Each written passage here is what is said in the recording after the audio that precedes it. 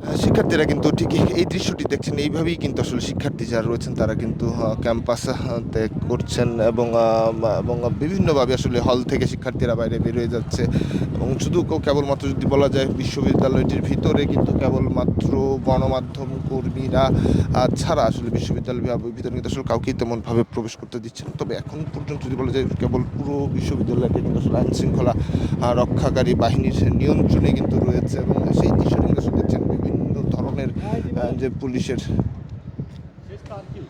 New মার্কেটে চলতেছে এমনও, কিন্তু এনার্জি নেই, রাত হয়ে গেছে তেমন।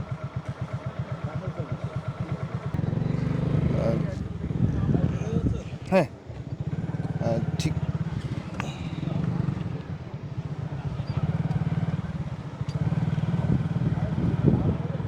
যেমনটি আপনারা দেখছিলেন পুরো ক্যাম্পাস যে পরিস্থিতি দেখছিলাম কেবলমাত্র এই মুহূর্তে পুরো বিশ্ববিদ্যালয় জুড়ে আইন শৃঙ্খলা রক্ষাকারী বাহিনী এবং গণমাধ্যম কর্মী ছাড়া আসলে তেমন কাউকেই বিশ্ববিদ্যালয় দেখা যায়নি। আমরা এই মুহূর্তে যদি বলা যায় একদিকে ভিতরের পরিবেশ অন্যদিকে আসলে ঢাকা বিশ্ববিদ্যালয়ের বাইরের যে পরিবেশটা যদি বলা যায় শাহবাগ, সেখানে কিন্তু আসলে সেখানে কিন্তু একটি সমাবেশ হচ্ছে যেখানে ছাত্রলীগ আওয়ামী লীগের নেতাকর্মী যারা আছেন তারা কিন্তু সেখানে রয়েছেন।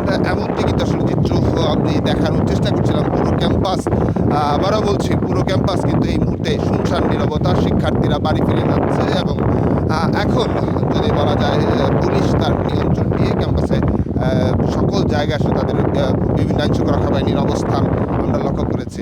দর্শক, এই ছিল সর্বশেষ পরিস্থিতি। পরবর্তী আপডেট পেতে দেশবন্ধনের সঙ্গেই থাকুন।